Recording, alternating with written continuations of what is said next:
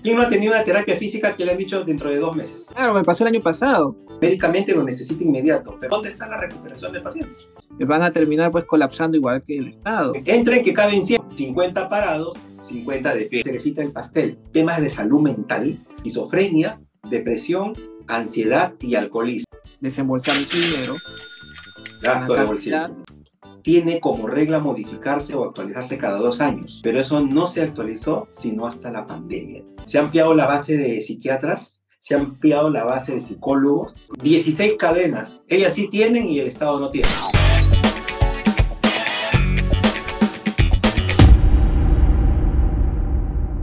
Mira, tú hablabas de PEAS, ¿correcto?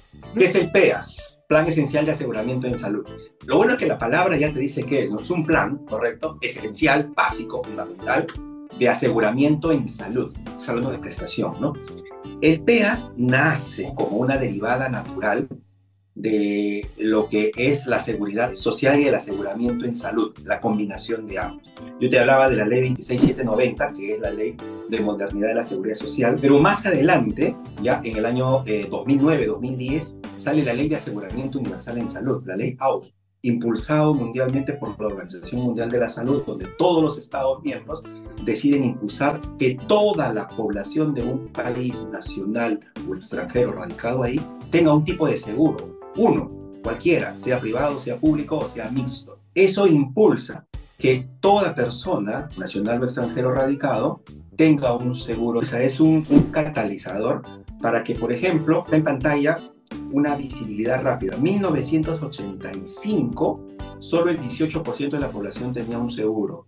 2010, 71% de la población tenía un seguro.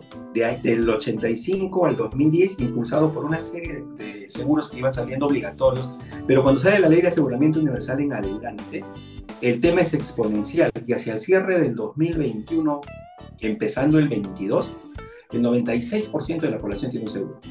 Pero ¿qué seguro? Una bolsita esencial que con eso puedes tener teóricamente seguro de salud o protección de salud.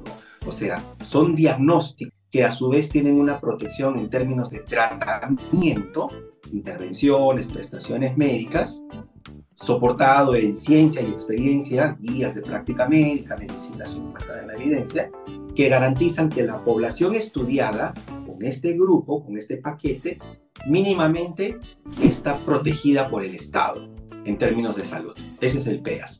El PEAS nace con la Ley de Aseguramiento Universal, pero tiene como regla modificarse o actualizarse cada 2 años.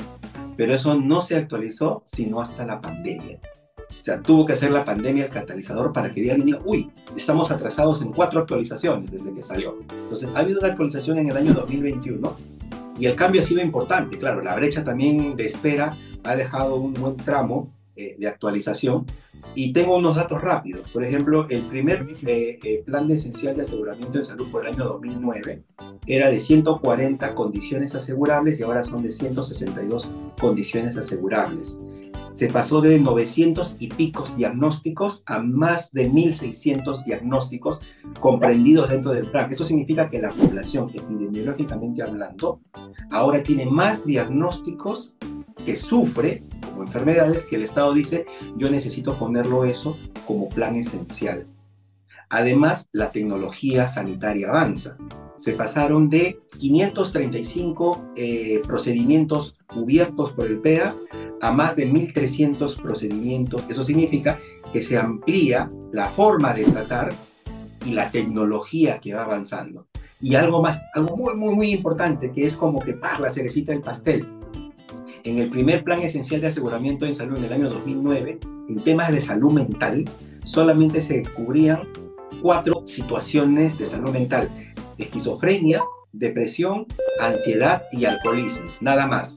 Dentro de todo el capítulo de enfermedades de salud mental que tiene la clasificación internacional de enfermedades para el cambio, en el año 2021, no se aumenta 2 más ni 4 más, sino se decide prácticamente incorporar todo el capítulo de salud mental. ¿Eso qué significa? Que el Estado reconoce que hay un problema de salud mental en nuestra población. ¿Qué estoy creando? Demanda. ¿Y qué estoy haciendo por la oferta? ¿no? Entren que caben 100, como dice la canción.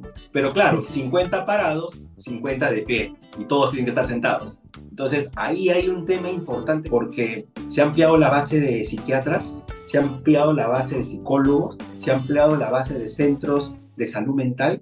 ¿Cómo atiendo a toda la población por todos los diagnósticos que el plan esencial cubre o blinda? Y digo blinda porque está blindado de cosas como las preexistencias.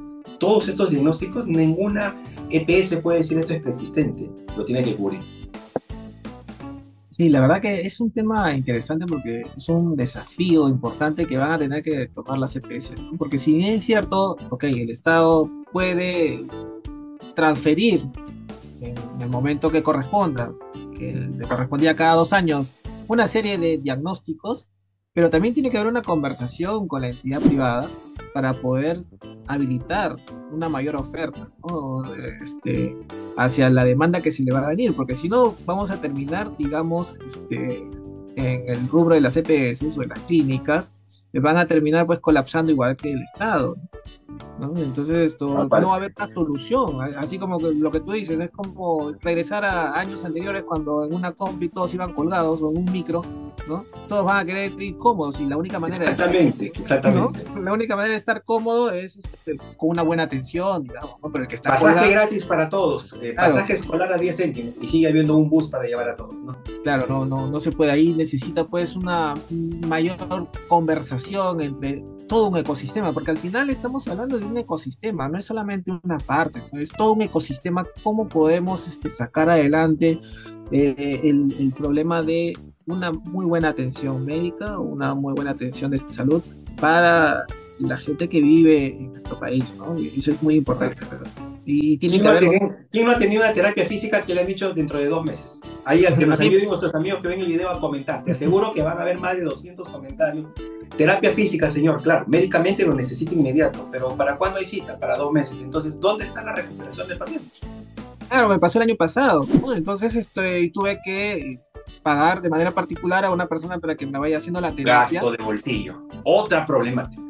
Ese gasto de bolsillo me has hecho acordar, más o menos el 10% de los ingresos se van en ese gasto de bolsillo que uno tiene que invertir en medicinas que no tienes disponible o de repente una terapia, un tratamiento que no está disponible a través de tu seguro, sea privado o público, ¿no? Entonces, y es bien interesante. Y por otro lado, otra cifra también, ahora que estamos hablando de cifras, más o menos dicen que hay 14 médicos por cada 10.000 habitantes.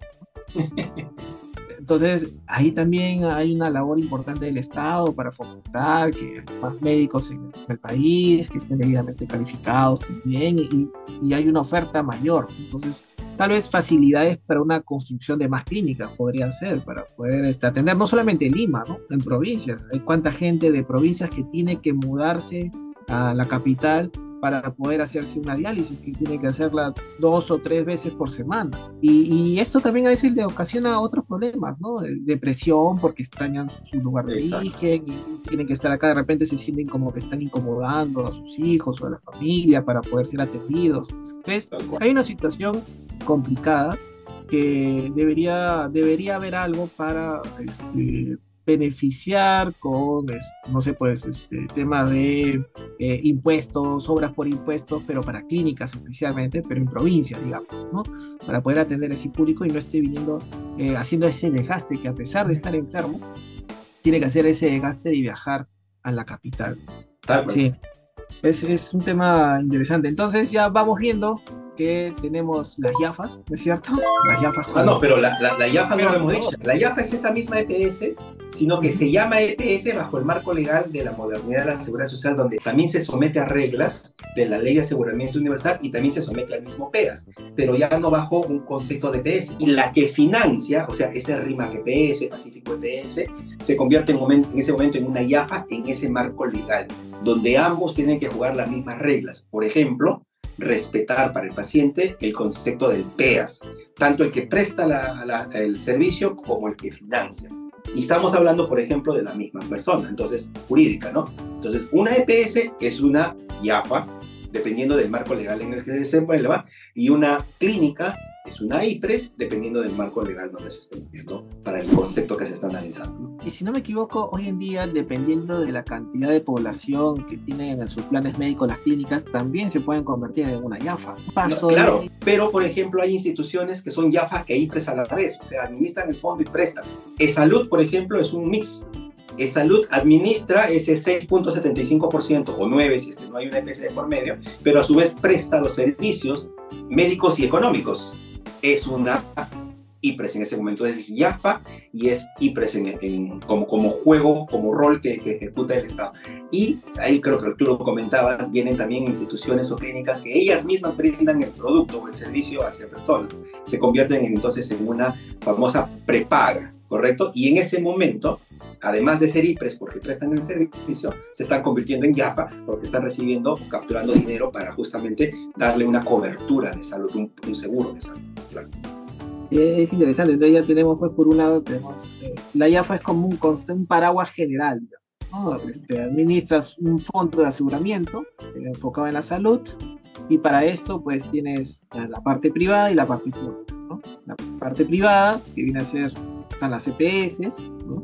Están también las clínicas, ¿cierto? Y también las compañías de seguros, me parece que están dentro de ese grupo de entidades privadas que forman parte de las YAFA. Un Pacífico EPS, un Sanitas, es una YAFA. Correcto. Entonces, a ver, me vas corrigiendo para hacer mi mapa conceptual mental, ¿no? tengo como la YAFA arriba, aquí tengo al lado derecho, por ejemplo, las entidades privadas que forman parte de las YAFAs, y aquí están las EPS, están las clínicas, ¿no es cierto? Que son las IPRES, me imagino, ¿no? Y también tienes a las compañías de seguros porque venden un plan de salud y de alguna manera tienen que hacer un reporte a las YAFAs como administradora de su fondo de salud para el privado, ¿no? Y por otro lado, el lado izquierdo, digamos, tengo todo lo que es el Estado. Y en el Estado está eSalud, está el CIS, ¿no es cierto? El CIS que ha crecido enormemente, pero que está enfocado a la población más pobre y de extrema pobreza. Lamentablemente se ha incrementado, de acuerdo al último dato estadístico del INEGI. Y también ahí tienes a los programas de las Fuerzas Armadas y la Policía Nacional. Exactamente. Entonces, cada uno tiene como una segmentación. Estamos viendo que se han creado, digamos, organizaciones privadas o públicas que atienden a un segmento de la población, y que en la suma de todo esto hemos llegado al 95% de aseguramiento, digamos, ¿no? Falta un 5% que ya verán dónde los pueden colocar, ¿no? Pero yo recuerdo que el tema del CIS se incrementó considerablemente y que tuvo un mayor incremento a raíz de la pandemia, lamentablemente, ¿no? Porque ahí llegaba alguien, necesitaba ser atendido y lo registraban rápidamente para que no quede con alguna desatención. Pero el CIS me parece que también tiene sus limitaciones en cuanto a cierto tipo de diagnóstico, ¿no? Si alguien quiere hacer... El CIS, al ser una YAFA, tiene las mismas obligaciones que las otras de atender el PEAS. Esa es la regla general, ¿no? Buenísimo. Por eso está bajo el marco de la Ley de Aseguramiento Universal. Pero eso es en términos de cobertura, de promesa. El problema del CIS, evidentemente, contra un privado, es al momento de cumplir la promesa. Te tengo que dar la medicina, te tengo que dar este procedimiento, tengo que dar los insumos, te tengo actualizado tengo este equipo para exámenes de prueba y diagnóstico. Esa es la diferencia. O sea, la teoría es exactamente igual. La diferencia es cuando ya tú tangibilizas el servicio. Es correcto. Y cuando de repente esta YAFA, digamos, normalmente del Estado, no puede cumplir con este compromiso, entonces es ahí donde el asegurado tiene que desembolsar de su dinero para poder cubrir las medicinas o alguna terapia o algún examen médico que en ese momento no le pueden atender, o porque se van a demorar 2-3 meses sin atenderlo, entonces necesita una urgencia, ¿no? ¿Ahí qué podríamos hacer? No sé, pues creo que habían convenios entre el Estado y las clínicas, me parece, para poder atender casos de emergencia. ¿Conoces algo al respecto? Mira, o sea, ahí el problema es el desabastecimiento al momento de la necesidad, ¿no? Yo necesito comprar esta medicina, no hay en farmacia, señor, vaya, cruce la avenida Juan Ugarte, en el hospital del Obispo Laice, y ahí encuentras 16 cadenas. Ellas sí tienen y el Estado no tiene. ahí nomás te das cuenta dónde va el problema, ¿no? Ese abastecimiento es básicamente administración de recursos. O sea, uno funciona bien y el otro funciona mal. Probablemente, como regla general, funciona bien el privado, funciona mal el público, ¿no? Entonces, se ha hablado de muchas soluciones, hay planes a 30 años incluso para solucionar esto. En la región se puede observar países como Chile, que tiene un buen sistema de dotación de insumos, medicinas, administrado por un mecanismo distinto al nuestro, que tiene probablemente más blindaje a la corrupción, que es otro de los elementos que básicamente dejan desabastecido al Estado y por lo tanto al paciente, al usuario. Pero lo que básicamente se busca es que la dotación esté en el momento necesario y a disposición del paciente en el momento clínico que lo necesita. Que Salud, por ejemplo, tiene un buen sistema de delivery organizado, pero no porque solamente lo hacen ellos, sino está apalancado en una mixtura de un privado, que se conocen como las APP, Asociaciones Público-Privadas. Yo creo mucho en las APPs, creo mucho. Tú no sé si has escuchado hablar de estos hospitales que son asociaciones pública-privadas. Hospital Guillermo Cailín de la Fuente Quinca es una asociación pública-privada, y el sistema público-privado, esa asociación, como te digo, segmenta el total del journey en 3 grandes grupos, donde se desprenden algunos términos como bata blanca, bata verde, bata gris, que lo que son metodologías de qué parte o qué proporción de la gestión, tanto clínica o asistencial como privada, están dados en el tercero y qué otra parte está dado por el Estado. Es una mixtura. Es como que, digamos, tienes el journey del paciente y una parte que de repente no está funcionando la extraes para hacer una asociación pública-privada, y de esta manera buscas eficiencias, tal vez, en la atención. Si la parte asistencial es trasladada al tercero, quiere decir que los médicos son contratados por el tercero, sus sueldos son pagados por el tercero, y toda la gestión de calidad y seguridad del paciente recae sobre el tercero. Hay instituciones dadas al tercero por 10 años como una concesión, luego retorna al Estado. Pero lo que está demostrado en nuestro país que funciona, y está demostrado fuera de nuestro país que funciona muy bien. Entonces, si tú me dices dónde podría haber una luz en el camino, yo soy un fiel convincente que las APPs o las instituciones público-privadas es la salida para eso. Y de ahí podemos hablar un montón. Buenísimo, buenísimo. Me parece que es algo que deberían aprovecharse mucho más, ¿no? Para poder atender mejor al paciente. Como una vez escuché a un doctor decir, no hay que decirle paciente, hay que decirle impaciente, porque él está pues ahorita quiere que lo atiendan, quiere que le solucionen su problema de salud, ¿no? Entonces no hay que aprovecharse de ese nombre, digamos, ¿no? Pero buenísimo. Exacto, tal cual. Incluso me atrevería a decir que tal vez, dentro de mi ignorancia, el tema de la compra de medicamentos también debería hacerse pues a través de algún organismo, tal vez de público-privado, ¿no? Porque hace poco se acaban de vencer, creo, de 15 millones de medicamentos, y eso no puede pasar en un país en donde hay desabastecimiento del mismo, ¿no? En ciertas zonas. Entonces creo que ahí también puede haber una oportunidad interesante, ¿no? En Chile funciona así, y te digo, funciona bien. Buenísimo, buenísimo. ¿Y qué más nos tienes, Dani? Creo que por ahí había una sección especial. Yo veo que hay mucho tema mediático, ¿no? Noticias, todo, que tiene que ver con seguros, y me parece bastante importante que pueda haber también para el público interesado en eso, el comentario, el desarrollo, pero desde el punto de vista de especialistas en seguros, donde podemos invitar a muchas personas y armar una especie de fandom. Se me ocurre, si tiene que ver algo con fútbol, o de repente si tiene que ver algo con un pitazo final, ¿no? O sea, ¿qué pasa después del señor? Su caso ha sido rechazado. Para muchas personas ese es el pitazo final, se acabaron los 90 minutos.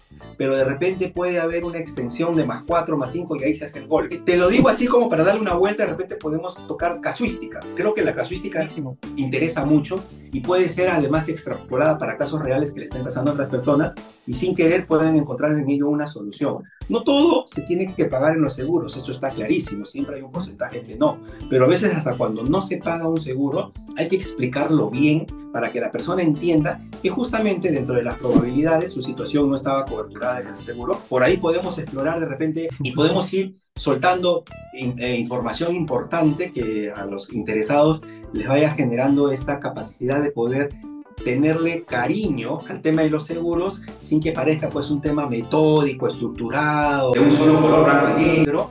Y por ahí podríamos explorar eso. Pues imagínate que estuviésemos en el canal y sale este tema de jugador de fútbol Renato Tapia, que tiene que ver el tema fundamental en seguros. Interesantísimo desarrollarlo, por ejemplo. Mira el siguiente episodio y descubramos juntos cuál fue el seguro que no pudo contratar la FPF.